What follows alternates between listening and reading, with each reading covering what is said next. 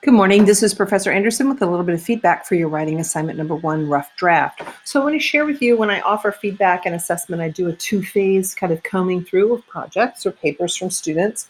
The first I call the nuts and bolts. I just scan visually through the paper to make sure that all the components are there. And so I notice you have all 4.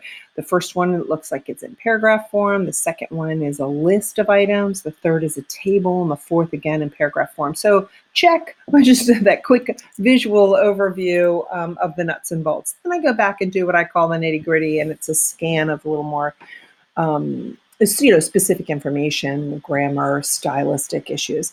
So with this background information, the only thing that I recommend is give me a better understanding of like how many workers are there. I understand where you work, what type of unit it is, and where it's located, and that you have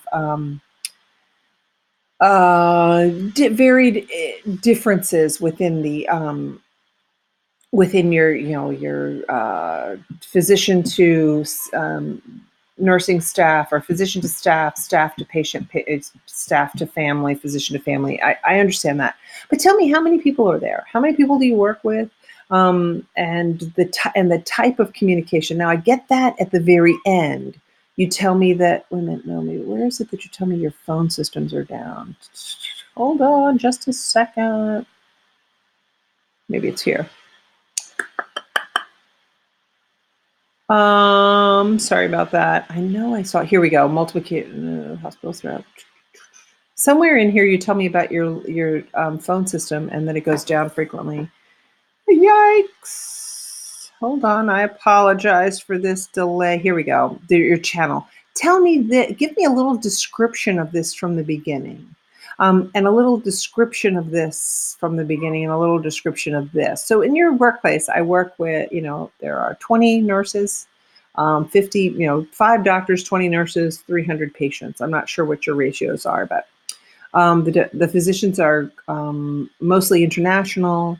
The nurses are usually a young staff, and the patients are, all end of care life. So just give me, basically what you want to do is give a description of this physical setting and the types of communication here. So in this background information, you want to say that our day-to-day communication consists of phone, email, blah, blah, blah.